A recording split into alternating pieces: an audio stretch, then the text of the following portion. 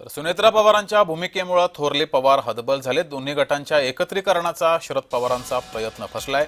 शरद पवार यांनी गौप्यस्फोट केलेला आहे। विलिनीकरणाची दादांची इच्छा होती असंही शरद पवार यांनी विधान केलंय। साहेब, आज शपथविधी होत आहे। शपथविधीला पवार कुटुंबियापैकी कोण कोण असणार आहे?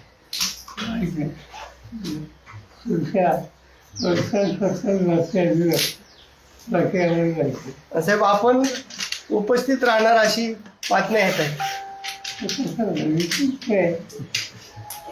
आपण जाणार आहात? माहितीच नाही आहे का हे नाही, तुम्ही सहमत आहात त्या सगळ्या गोष्टींशी? नाही, काही चर्चाच नाही, सहज नाही। मग आता दोन्ही राष्ट्रवादी दादांची इच्छा होती, दादांची इच्छा होती ती खुली हवी ही आमची इच्छा आहे। पण आता त्यांची दिसत नाही हे सगळं झालंय त्याच्यावरून असं दिसत। असं काही सांगतच नाही, एकदम सांगते आमच्या पक्षात आणि अजित दादांच्या पक्षाने एकत्र काम करण्याची प्रक्रिया सुरू करावी त्यासाठी एकवट होता।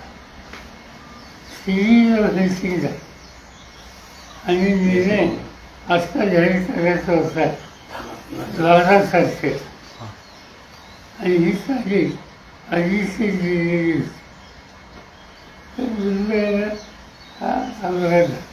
साहेब, मुद्दा असा आहे, हे प्रश्नच तो आहे की तुम्हाला सगळ्या प्रोसेसमधनं बाजूला ठेवलं गेलंय जाणीवपूर्वक। तुमच्या पक्षावर आधी दादांकडे गेल्यावर आता सगळं भाजप चालवणार अशी चर्चा आहे, त्यासाठी सगळं केलं, घडून आणलं गेलं। मला माहिती चर्चा तुमच्या भागात दिसतो, आमच्या